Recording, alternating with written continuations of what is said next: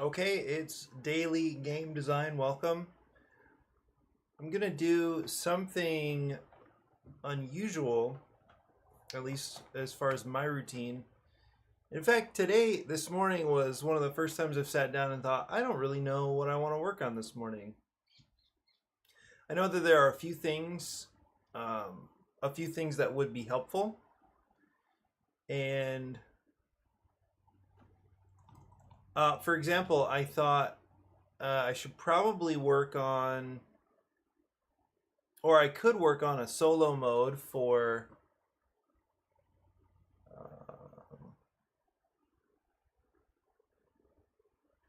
actually I was going to work on some music first.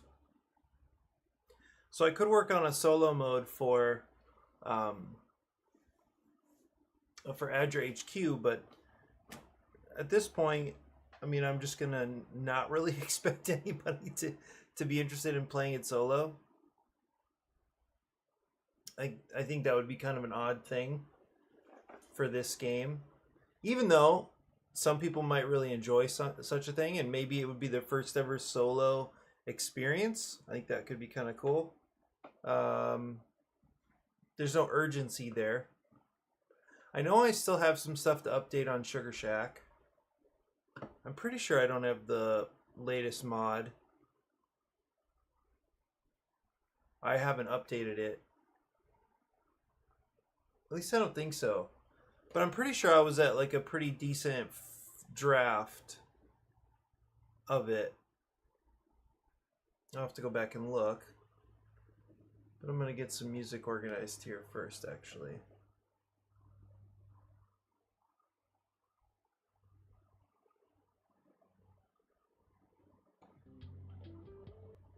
Imagine being able to build an app with your name on it And already I'm a little nervous about my connection. a complete AI creation platform. Describe what you want. Yeah, it dropped even before I started. Like it disconnected once already. Expand So, yikes. from tools built for one to platforms But we'll built see. for many. Get some ads going here. Anyway, welcome. We'll definitely find something to do. And in fact, what I would like to work on, and I feel like there actually is some urgency here. It's thinking through our mystery dinner theater coming up. And so what I wouldn't want to do is offer any spoilers. What I can do, however, is try to get my head around some of the different models that are out there. So my friend Ming and I have been talking about this. I think it was probably 2 months ago. I asked him, what would it take for us to do a mystery dinner theater? I really like the idea. There are some things I've worked on in the past that are in the same vein.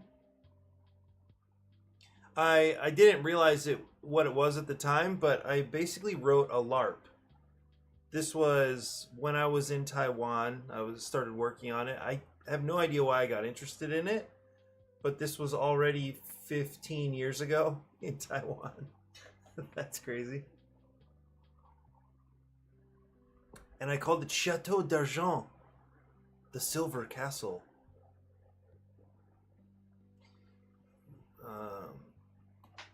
But I think Ming style, the target experience that Ming has in mind is very, very different from the target experience I have in mind.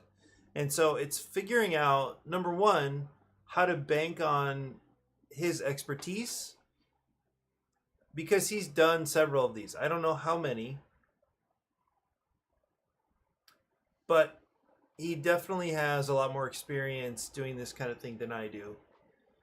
As far as like running an evening program that has um, let's see, mystery dinner theater.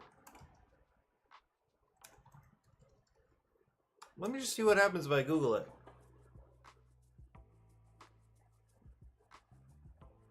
Yeah, so he's been running these things. I don't know, but just structuring a program so that there's interaction, and he's actually like the way he talks about it. He's like his approach has evolved over time, which I think makes it even more important that we should like work with what he's got. And at the same time, I'm thinking I'm just dealing with my own expectations, stuff that I like, the kind of experience I would like to offer, and figuring out how I can also work toward a target that makes sense to me. So on one hand, borrow off of or work with what Ming's got going on because he's got a lot of experience with it, and also help like something that can also be that can meet my expectations for what I would like people to experience.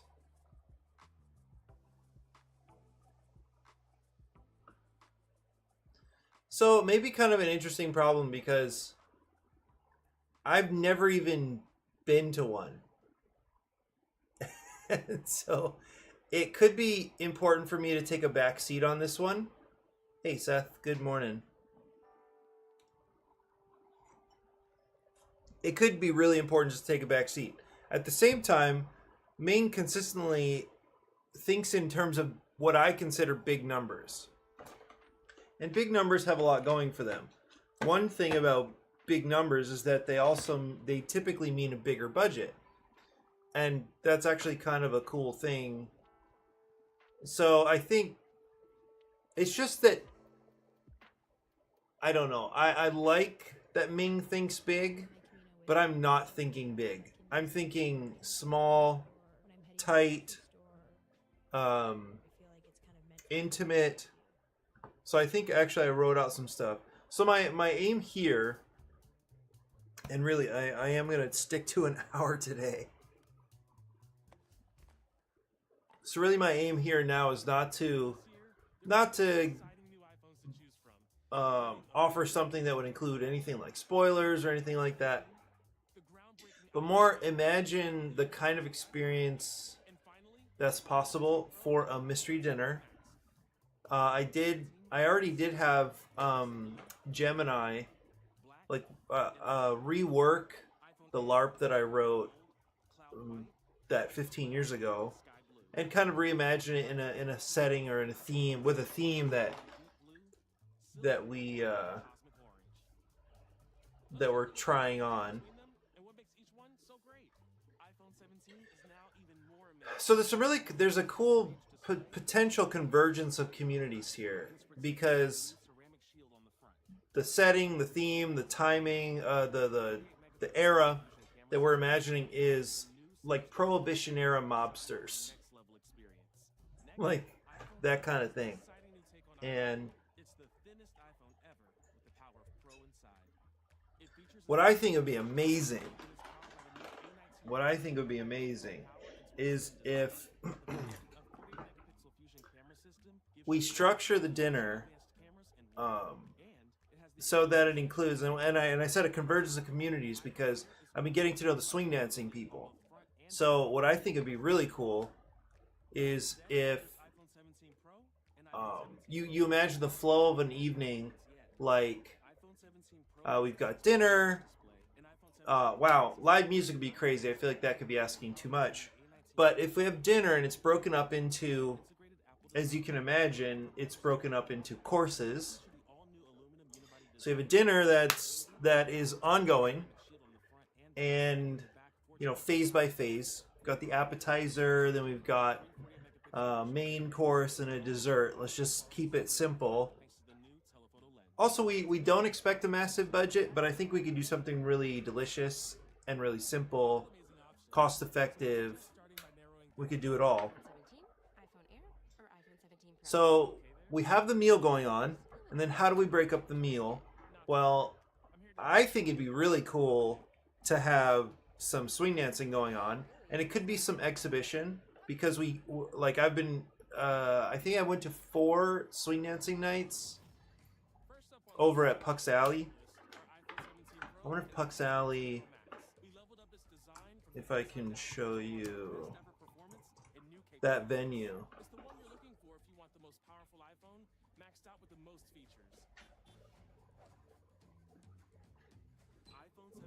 Yeah, looks like it. iPhone with a forged aluminum unibody design, so it's both light and durable.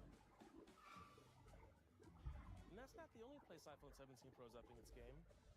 iPhone 17 Pro has our most powerful pro camera system ever, with 3 48-megapixel rear cameras for even more professional-looking images. Let's go. Let's go for one. Oh, it includes this whole area. Oh, I didn't realize that. It looks like...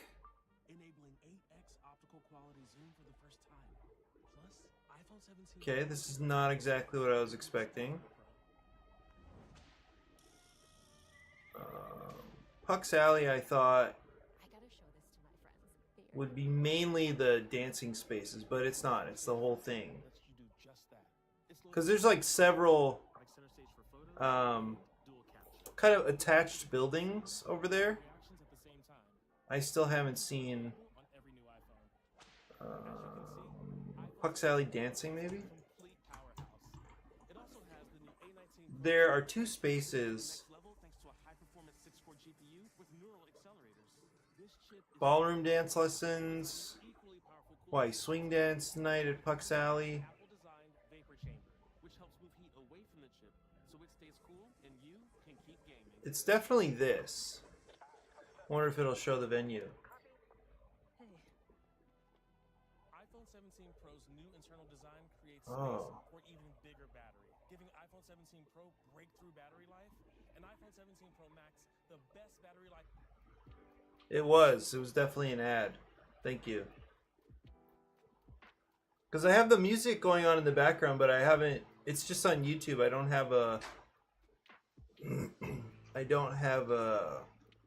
like any other kind of dedicated music that I've like downloaded.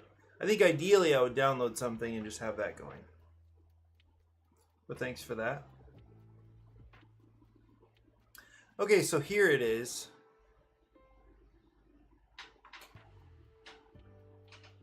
Ah, Paradise Tango.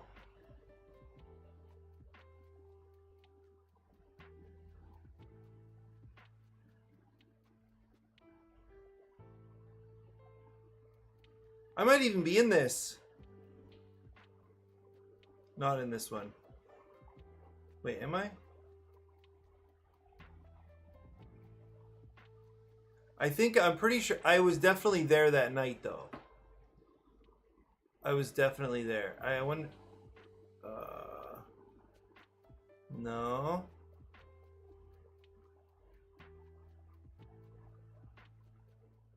I think I was literally over here, like just off camera. This was my first night, actually. This was my first night there. Because I remember that lady and I haven't seen her since.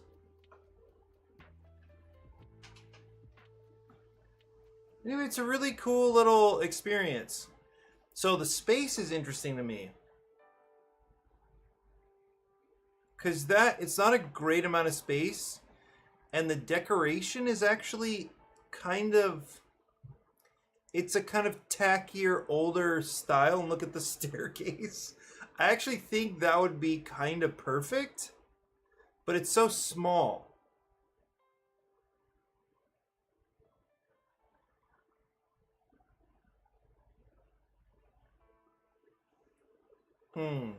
So I have no idea what it costs. I don't know what it takes to reserve this space. But I have a feeling this would be... Why swing dances? Oh, I didn't realize this is a Facebook group.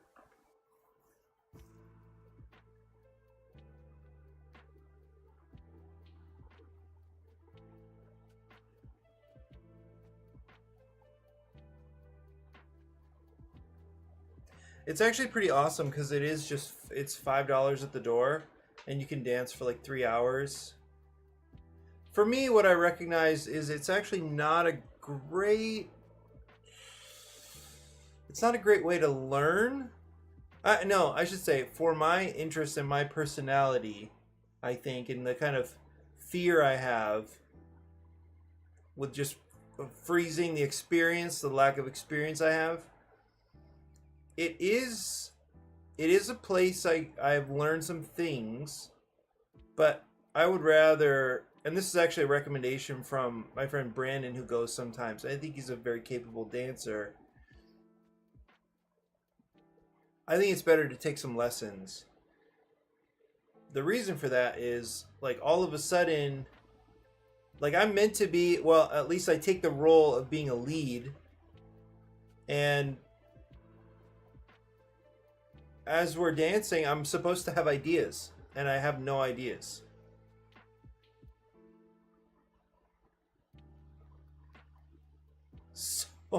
So I end up just, like, kind of awkwardly moving around the room with this person. But anyway, the reason I brought it up, yeah, you'd have to really to back lead. Seth, have you done some swing dancing?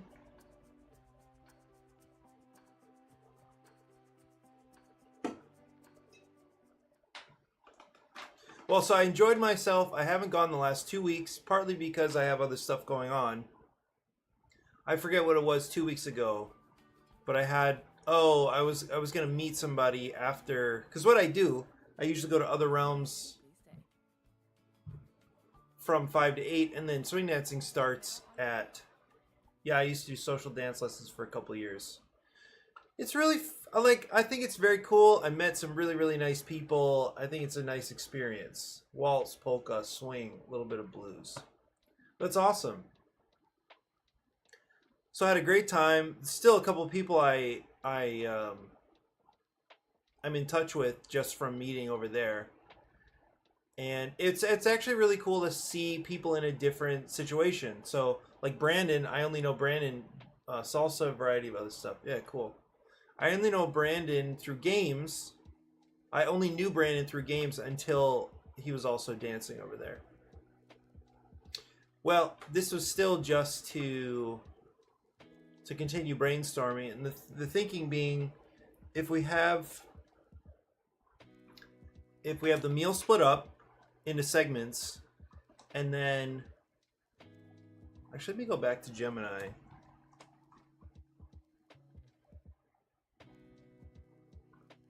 There's a Lindy in the Park event in San Francisco. Somebody was telling me about, like, big swing dancing events in California that are like multi-day things. Let's see. Golden Gate Park, it's weekly and free as long as it's not raining. Cool. Yeah. I think that'd be really cool. Yeah, this one guy was telling me. So I think some people, like, they'll fly over and they'll go for like a long weekend or something, and they have tournaments and they have social dance, and then it's just, you know, people hanging out. I'm sure a lot of food, a lot of alcohol, that kind of thing.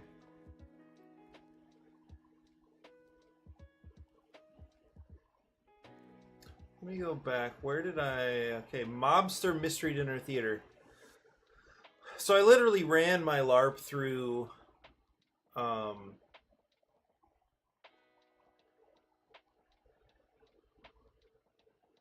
my LARP through Gemini and asked it to retheme it, just to see what it could come up with for Mobster era stuff. And I think it's made a little schedule. Here, let me look at it.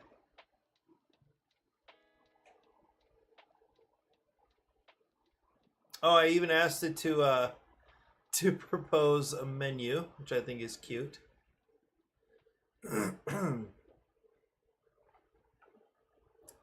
Including mocktails.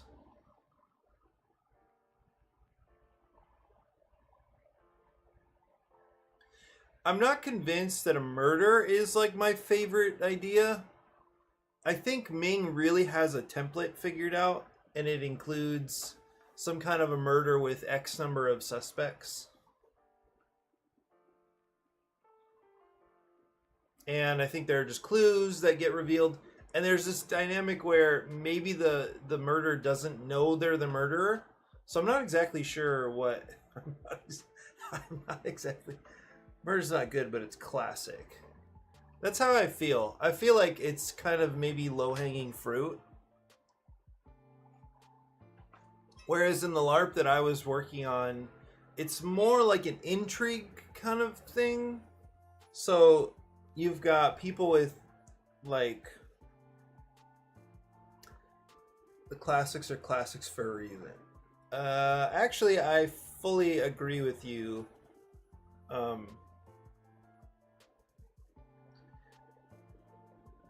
Yeah, everybody loves a good murder.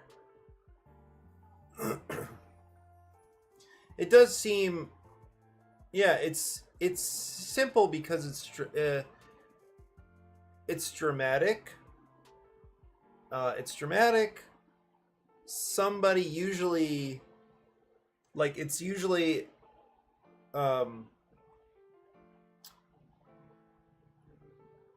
somebody specific who did the thing, so it's like a solvable case, as in a thing happened and somebody caused that thing to happen, and the goal is to figure out who caused it to happen.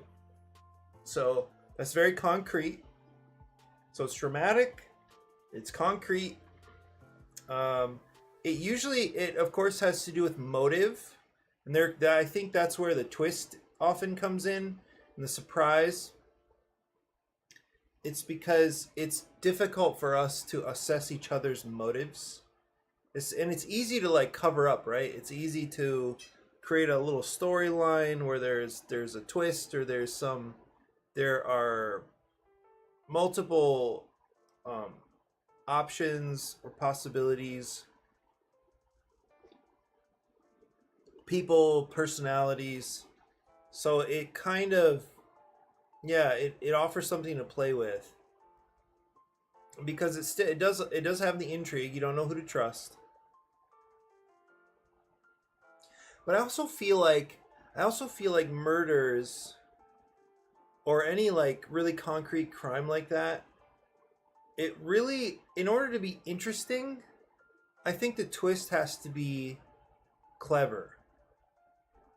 You know, it needs to like, there needs to be surprise in order for it to be effective, and that is a little bit of what I'm nervous about, because I feel like I have this weirdly,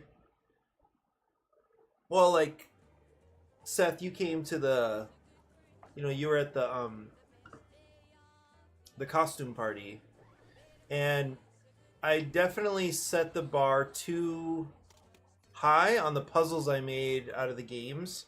It's not because, I don't mean to say that our people weren't capable of figuring out those puzzles, but it was not a good fit. Like, those puzzles didn't fit the group that well, and I think maybe it's because I'm not super good at designing puzzles, but also I didn't have a little hint system figured out.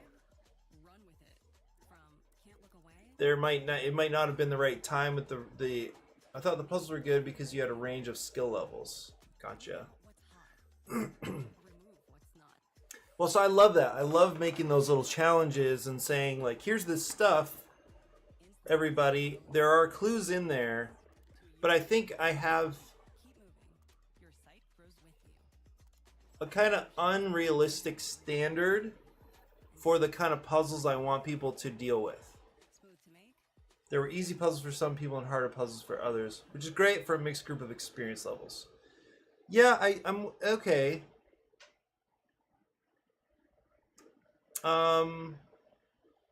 Yeah, I think I'm with you. Yeah, that's right. There was a range, definitely.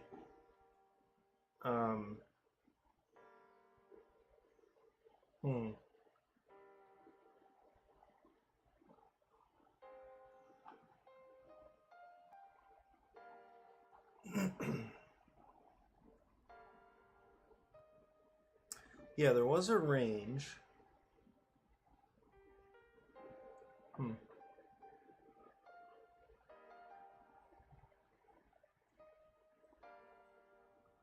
I think what I dread is, that person like a Jesse or like a Seth who figures out the whole thing from the beginning, and then, like, what surprise is there? What interest is there after the thing was obvious because they put together two clues, and then, like, what engagement is there after that? So how to keep somebody engaged after they figure out the mystery? And so there, I think, is the benefit of multiple puzzles at different like complexity levels. Because I love a good escape room puzzle. I love it. I don't know what it is about it, but just like take these random things and try to make sense of them, offer those to people, and like hiding things in plain sight, I think is really cool. There's still a whole party going on to engage me. True. Yeah, right. But I think there's something really, really cool when the puzzles are in the environment. I love that.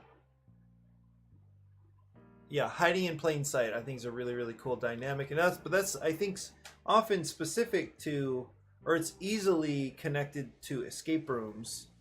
The event's going to be cool, but just putting a bunch of people in a room together and not cranking the music up to 11, that's just fun. You're right. You're right. I think that's actually a good point. Like, first and foremost, have a nice evening. Right? Have good food, attract good people, have some stuff going on, things that people can interact with or be engaged with. And then if there's some good intrigue at the same time, that's just another level of engagement or of excitement. So there is one thing that Ming was actually thinking through, and one of the reasons, let's see, he adjusted his style over time. It was because they used to do something, it sounds like they used to do something more complex, a little less. Oh, it's because his style is typically something like you come in with a group and your group, like your team blue or whatever. Exactly. Well, it feels bad. Even if I ran, let's see, even if you ran a super cringy acting display, it would still be a fun experience. Yeah. Right. Yeah. So I guess what Ming does now, and the thing is, he likes big groups. He just likes things at a large scale.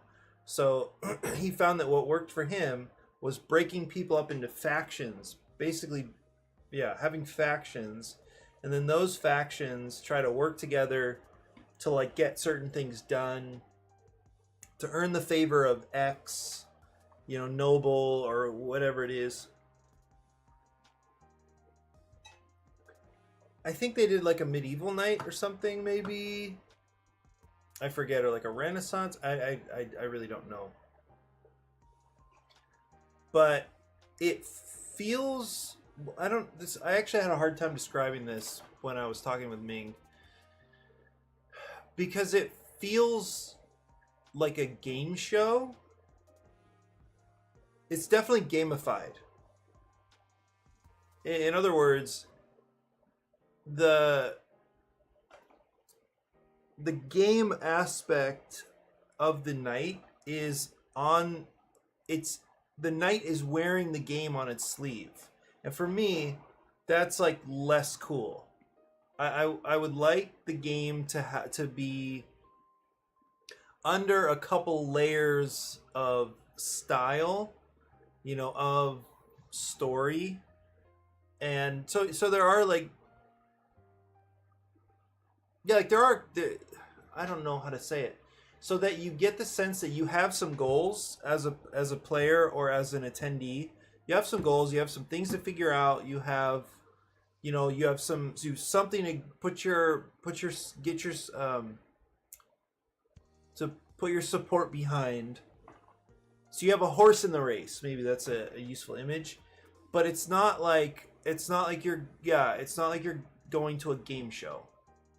You're going to a nice dinner where there's some stuff going on and you're trying to figure out what's going on. For me, like, that sounds, it sounds nice versus we have the green team and the green team is doing this thing and like they're going to talk to the red team, and I know it's not that simple. I feel like I'm probably misrepresenting Ming's dinner parties a little bit, but it's the kind of like I imagine, as I said, an intimate experience, you know, potentially like some, you know, it's kind of like low light, and we're managing people's attention a little bit, where, you know, we kick off, there's a kind of narrator or there's a monologue that sets things up. Somebody's, I don't mind, somebody's reading off a script, it's fine, you know, but everybody's got their 20s, 30s style clothes on. We've got nice tables set up, and everybody comes in. They're just having a great time. The appetizers come out, the lights go down, and then there's a little spotlight, or, you know, we highlight somebody. You know, maybe it's the announcer welcoming everybody to the dance, and then they kind of set the stage for the evening. We've got the appetizers out. People are just milling around, chatting a little bit, enjoying their, you know, enjoying their first mocktail or whatever. And, you know, and then the music comes up and there's the first dance. Okay, at the end of the first dance, something happens. A fight breaks out on the floor, you know, and it turns out that here is this, you know, this, you know, the sibling of the whatever, and they're jealous, and anyway, so something happens that catches everybody's attention. Everything shuts down. Everybody goes kind of awkwardly back to their seats. Maybe no, that already sounds awkward. But that we have these just moments where certain key things happen, but the evening just flows, and you're like, there are some concrete goals, like in the LARP that I imagine. There's like an inheritance situation, and there's somebody needs to get married in order to gain the inheritance or something like that.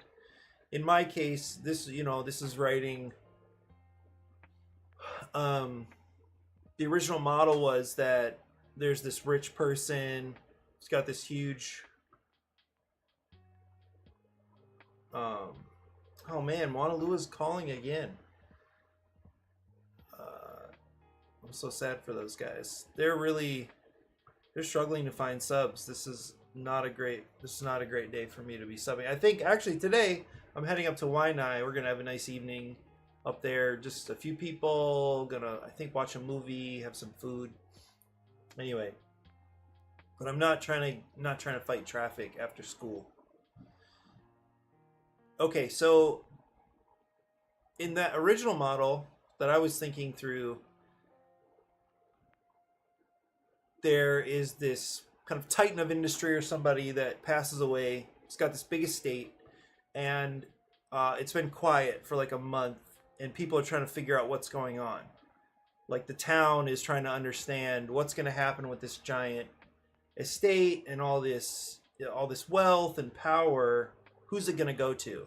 And I think that's a cool problem. Like, you know, you've got the brother of the person who passed away, this older guy who got passed over by their father, and, you know, the family business went to the younger son, and that's a fun problem. You've got the traditional model where the name, the estate, all the wealth gets passed on to a male heir. I mean, it doesn't have to be that way, but that's how I was thinking at the time. And anyway, so this person had only one daughter, and so she needs to get married by the end of the evening in order to get access to the inheritance. And so you just like set people up, put things in motion where you have people with competing priorities. You start learning some backstory. You start seeing that there was tension under the surface. Now we don't really know why he died. We thought it was natural causes. Maybe now we don't think so. So there's some little things going on, and I think I like to be too subtle, which I think Ming has figured out doesn't work. Like, being too subtle doesn't work. People want, or like what would look like a clue to me might be meaningless to somebody else. Let me be right back.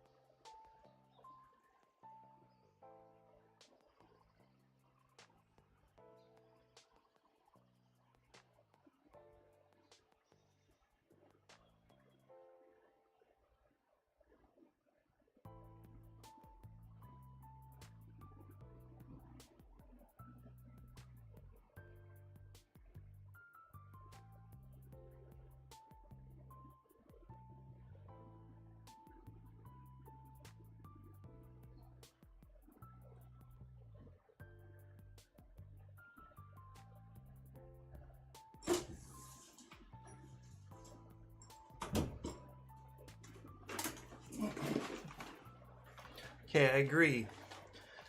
Running puzzles in RPGs, you have to really spotlight the clues. Yeah, that's what I'm just thinking about. So like the way that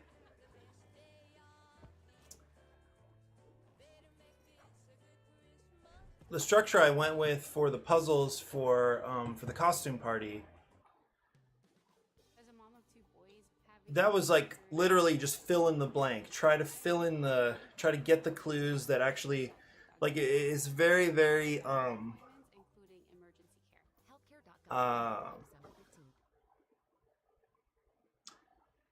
the problem is salient, or that like it's clear, like here's a blank, this blank needs an answer, and I think it gives a lot of direction, which I think is good.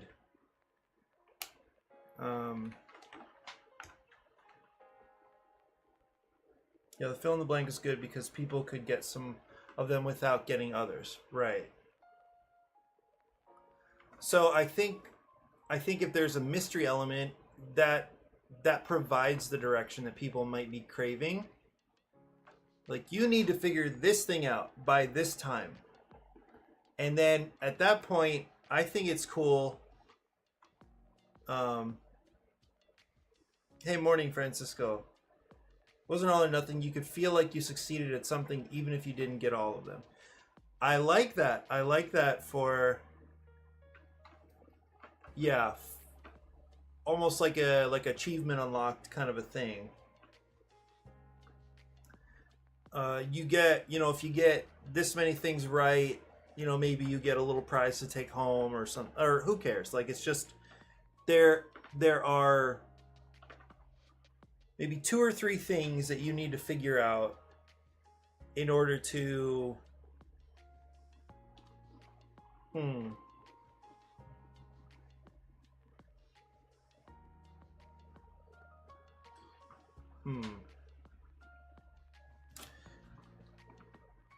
So I'm gonna work with Gemini a little bit here.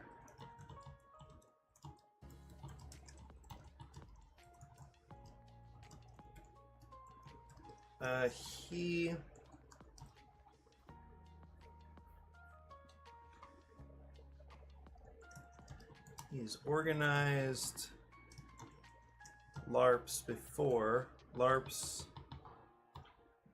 dinner theaters before. He found that people want very clear objectives, clear goals, and if the story or the puzzles were too subtle, people would be lost. I'm thinking about how create a story with very concrete goals. Perhaps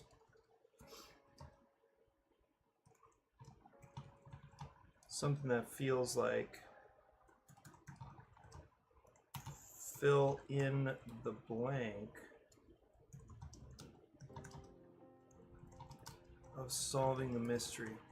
So what I'm kind of thinking is you could have something where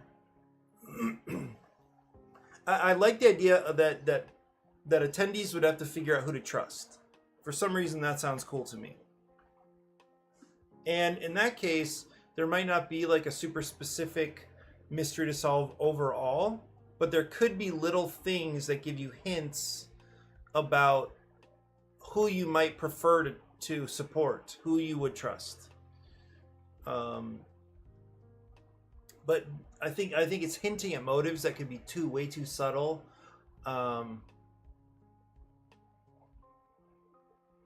Give you one example. So let's see. I'm thinking about how can you help with this. So one example. As I set up there, let's say that this wealthy person dies, and they're trying to figure out what to do with the wealth and the estate. and the position, the company, all this stuff. And you've got this sibling, let's say the two brothers. You've got the remaining brother. It seems like a natural thing to pass the estate on to him, but that hasn't happened yet. And so already you might start wondering, oh, okay, how come? Like, why? What's going on here? What was the thinking of the brother who passed away? So one type of clue would be that the older brother has been you learn something about like the financial situation or the investments of the other brother. You find that the brother is investing in the company's competition, for example. So you learn that maybe somebody does a short monologue, and maybe it's like one of the tax people in the town, or somebody who audited the company, or the brother, and you maybe that person was kind of blackmailed, and they had to stay quiet or they would get in trouble, something like that. Well, then they open up and they offer this like secret or anonymous letter, and so they accuse the brother of investing in competing company in companies that competed directly with the family business. Well, so that I think would open up questions about, okay, what is the brother doing? What is this brother up to? What's the plan here? And so I think it creates intrigue, it creates some questions, but at the same time, for somebody, it might be like, I don't know what that means, right? So if some of these sort of big hints that there is trouble going on behind the scenes, that maybe there's this old tension between the brothers that we don't really know much about, and to hint at that, and for that to seem significant, it might be too subtle for some people. So it could be like, well, how do you figure out how to make sure that somebody knows that matters, and that it means that the brother is dirty, or the brother is jealous and acting out, and because one thing is maybe the brother is planning to like tank the company, so he's been shorting the stock or whatever. But I don't know. For me, that would be really clear as a type of hint that the brother's up to something, but maybe it's not for everybody. And that's the problem. Like, to be hinting at something and then not everybody's picking it up. But then to your point, Seth, well, are you having a nice evening or not? Is the dinner nice? Is the dancing fun or not? And I think if you have that baseline, then you can experiment. You probably can get away with, having perhaps a story that isn't super easy to follow all the time. I mean, at the same time, I don't mind that, there's that person who constantly asks, like, what's going on in a movie, right? Like, what does that mean? Why did he just say that? Why did she go over there and do that thing? So you have those people who are asking that stuff, and that's also fine. And some people enjoy being in that role of, what? How did you miss that? It's so clear. Like, this is why things are happening.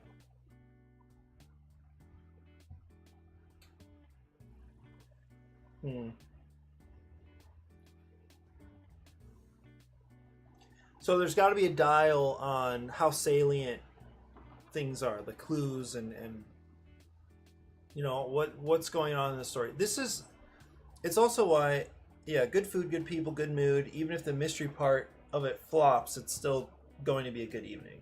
Yeah, I think that's definitely the aim.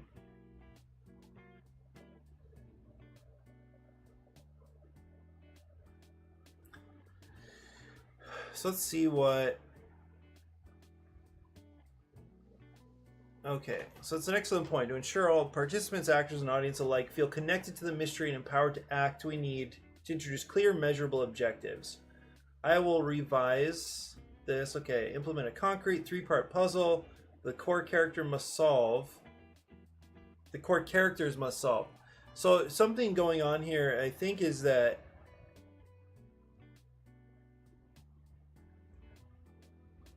okay, in the with a LARP model, I think what this means is that there are people that show up that don't know what's going on, but who are part of the story. Like they're engaged, right? They're making decisions, and we're kind of adapting. The story adapts to the decisions they make. So the core characters must solve, which the audience can actively help piece together. Oh, well, wait a second. Let's see. The fill-in-the-blank structure for the evening's main revelation. Okay, the update includes new 3-part puzzle riddle, the will snippet, where 3 key words are required to unlock the truth, assignment of riddle words to 3 different core characters, a new proof of kinship ledger on the object as the object revealed by the riddle, clear audience faction goals. Yeah, audience faction goals.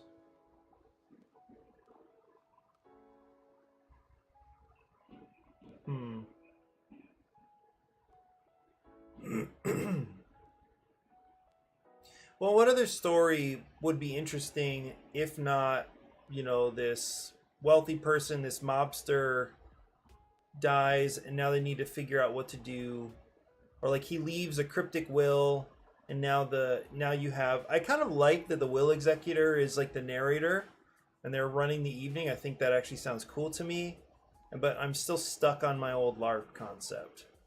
So what are some other?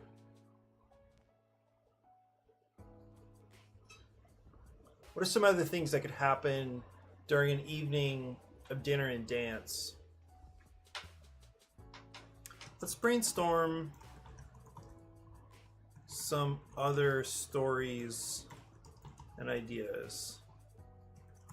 What are some events, tensions, crimes that could take place during a dinner and dance night? Like, one thing that comes to mind is, you know, something valuable is stolen. I think, because I think one reason why I don't love the murder idea is, well, it just seems too obvious. Murder mystery dinner, or maybe it's kind of baked in. It's in the name.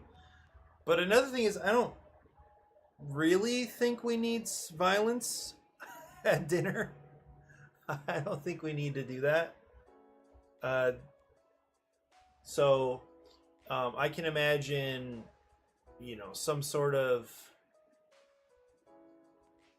you know, if we highlight there's some valuable thing in the room and it disappears, right? Or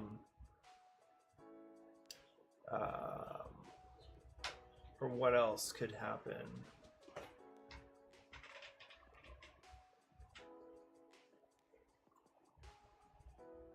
The Burn Book Heist, the vital page detailing who Silas bribed in the city government, the alderman Rita, has been torn out of the Speakeasy's main accounting ledger. So I guess that is it's a question of where are we? So Gemini likes the Speakeasy idea, and it makes sense. Mobster, you know, Prohibition era, a speakeasy. So there's, you know, I guess there could be a. Oh, one thing I thought would be kind of cool is if there's a raid during the night. I think that'd be kind of interesting. That'd be an acting problem, but it could be kind of interesting. Oh, the T-Man's wiretap plants a listening. Why can't? Let me close this. Okay, what do we have? What is this? Which allowed me to focus my noggin on making more goggins Oh. on their noggins, which were just metaphorically blown. Look like you know what you're doing at GoDaddy.com. Focus on crimes that require quick action, involve objects, and relate directly to Prohibition era's atmosphere, paranoia, and betrayal. Some brainstorming ideas for specific events, crimes, and tensions that can take place during a dinner and swing dance night, structured to create fill-in-the-blank or object-based puzzles. Wow, how good is Gemini? This is so insane to me.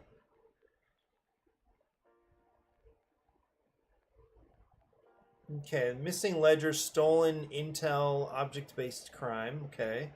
Physical evidence and blackmail, situational tension. Faction goals and audience involvement. Let's see. To make the audience feel like they're joining a faction, give them simple temporary goals relating to gathering tokens. Okay.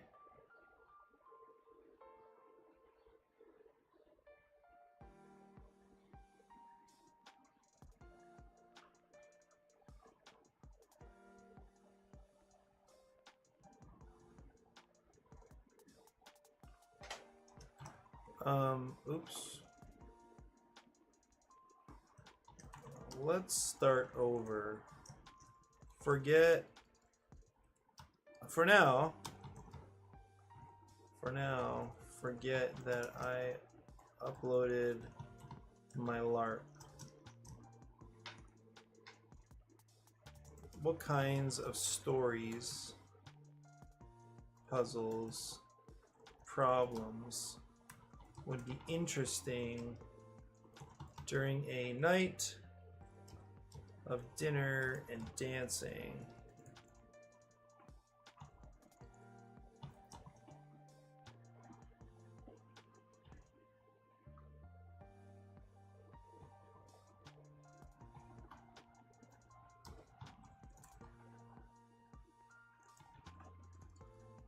Mystery dinner, night of dinner and dancing.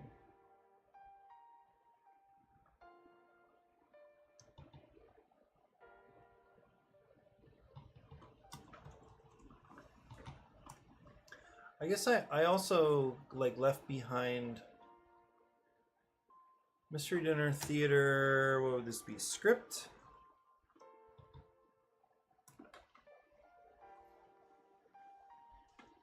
"30 years of performing." Let's see. Mystery dinner, theater, drama, scripts. Theater for church. What? Okay. Scripts full of humor and family friendly. Script descriptions, how to preview, how to order.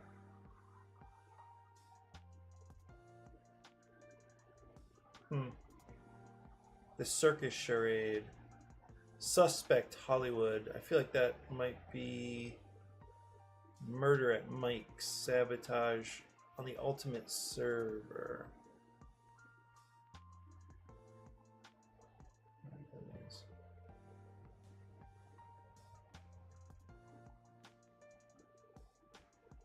The Hawaiian Heist. Guests are celebrating a scrumptious oceanfront luau in picturesque Kona, Hawaii. All week they've explored the island while attending relationship building workshops, but the evening unravels when secret identity, shocking lies, and regretful pasts lead to kidnapping, threats, and thievery.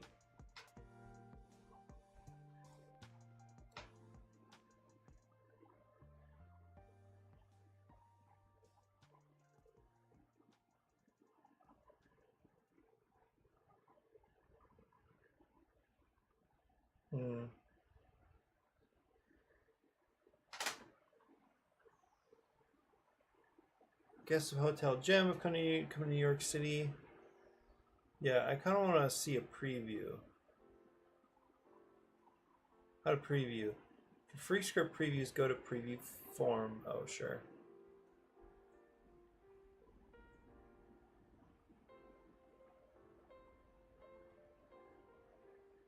Four-scene dinner shows. Like, this seems very manageable. That sounds manageable. The shows comes with licensing rights, marketing files, collateral files, instructions on how to run the mystery.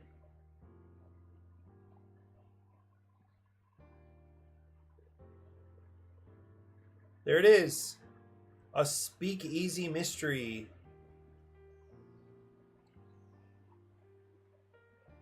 It's a wild night at the speakeasy and the password is mystery.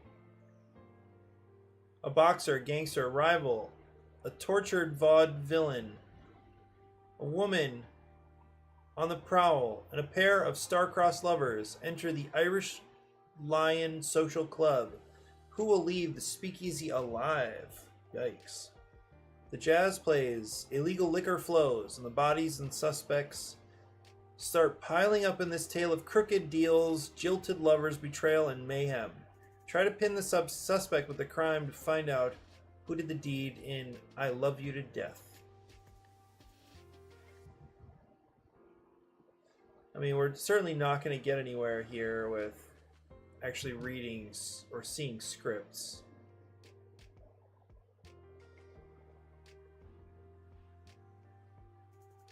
They're all affordable scripts.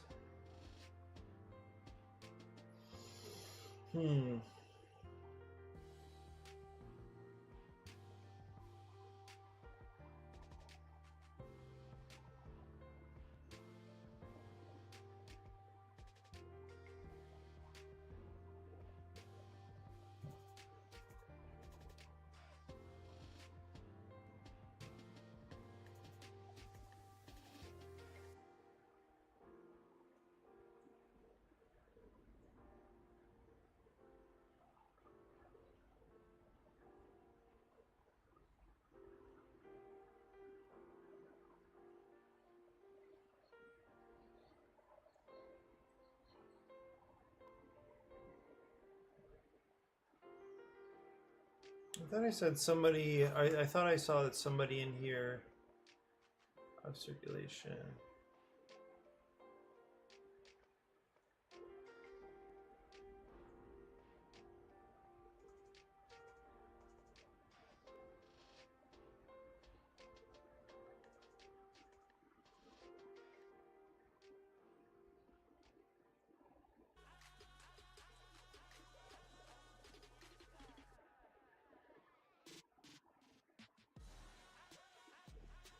Well, let's see. So if it's I started working at the barbershop. a 3-course meal, Insurance.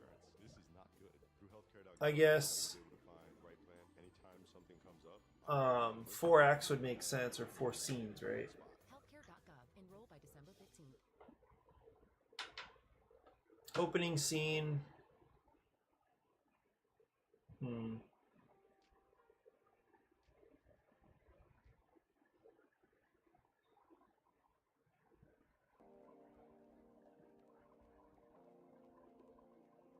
Also, it's taking up all these resources.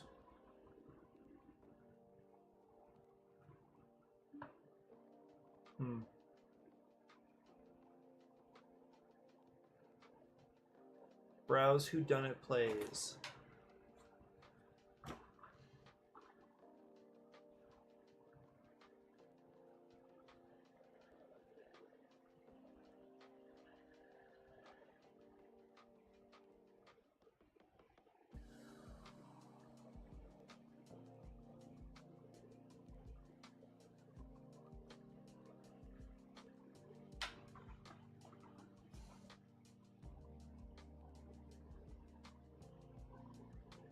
Rolls minimum. Oh.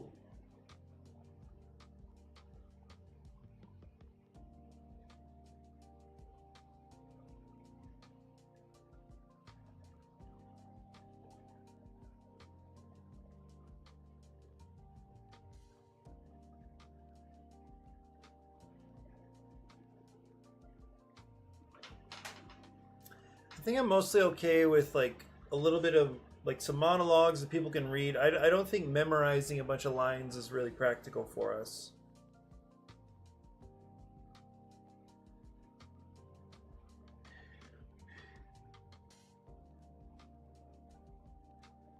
Here's a whole script.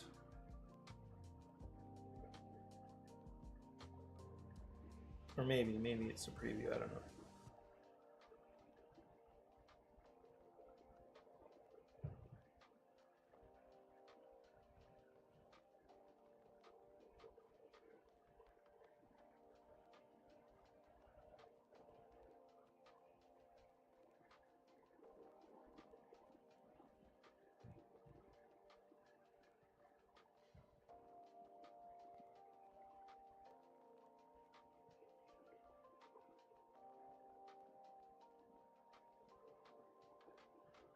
One act, two dunnits.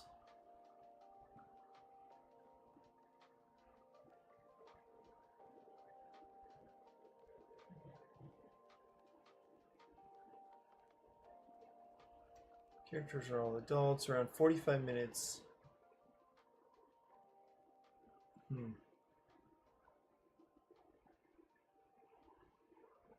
Well, I don't know if we really got anywhere, but I think it was useful for me to at least think through a little more about some of the things I'd expect out of this event. Seth, thanks for your input. I'm definitely gonna, I'll transition away. I've got a lot. I still, for some reason, it's been so hard for me to actually focus on getting grading done. And anyway, I need to do a bunch of that. At some point, I need to head up to Waianae. Playing with murder.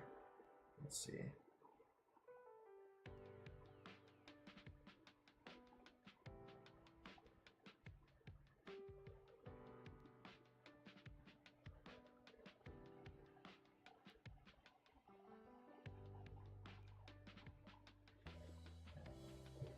Cool. I actually do think Ming has, they sell scripts, but there's some good pointers in the FAQ. Perfect. Yeah, I want to say Ming has actually used a kit before, and that could be kind of interesting. But yeah, sounds good.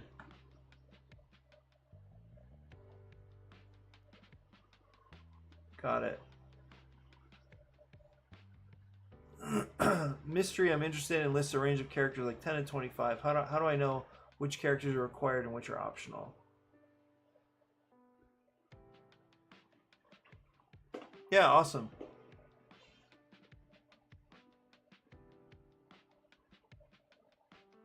Oh, cool. Well, thanks for that.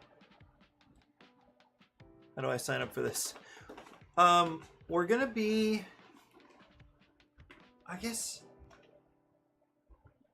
Well, I know for sure we need to get the word out, and yeah, I guess we don't really have a registration system yet, because we're gonna cap it at like 35. I want to cap it around 35 or 40. Ming was talking about 50. The thing is, we need a venue first. I think we need a venue before we can really move forward with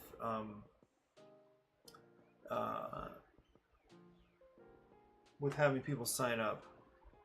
But you'll basically know as soon as I know, so we can count on that. Yeah, I mean, time is pretty short at this point, so we just want to have a nice evening. My guess is for dinner in the evening. I mean, I'm trying to keep. I think we're both trying to keep the costs reasonable. So I'm also still used to like church cheap. So like $25, $30 for the evening, which would be like 3 hours of, dinner and dancing and story. That's probably not quite enough. We might need to ask for 30 or 35 or maybe a little more. Per person or per couple, I imagine we would definitely be trying to attract couples, so we'd probably have a couple fee, but we don't, I think, until we know the venue and how much the venue is going to cost. That's the big question, because we're thinking nice food or nice-ish food, something fancy, and so that per plate, that's going to cost us, $10 to $15 per plate. So it depends on what the venue vacuums up. If we can get like a free venue, that'd be incredible, and then we could keep the cost really low for us and for attendees. Make your browser fast. Make your browser safe. Yeah, so it's interesting that Valentine's is the Saturday.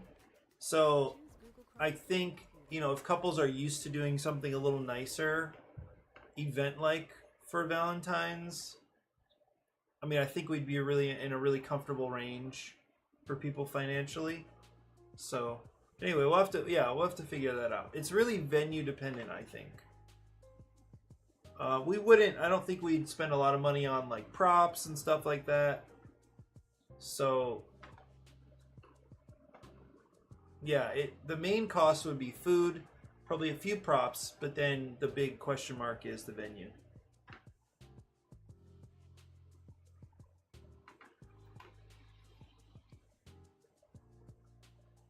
Yeah. Well, we do need to nail a couple things down and start announcing as soon as possible. I've started like spreading the word already on Facebook, and I think I mentioned it in Discord, maybe not. Definitely in our Facebook group. The thing is that it's one reason why I like the idea of keeping it pretty small.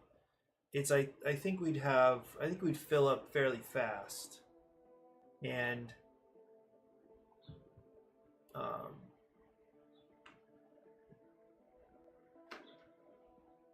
yeah, I think it'd be nice. It's one opportunity to get our gaming community together. That's the audience that I'm focusing on. The retreat is the following month, so it's another way of just like encouraging community building. Another way to continue spreading the word about the retreat. And one more point of contact between people in our, I think of it as an ecosystem. So, you know, just I think the more people get to know each other, the better. And so this is just one more opportunity to do that. So, anyway, okay, that's it for me. Thanks for hanging out. Thanks for your input and ideas. Have a great day, and I will see you soon. Bye bye for now.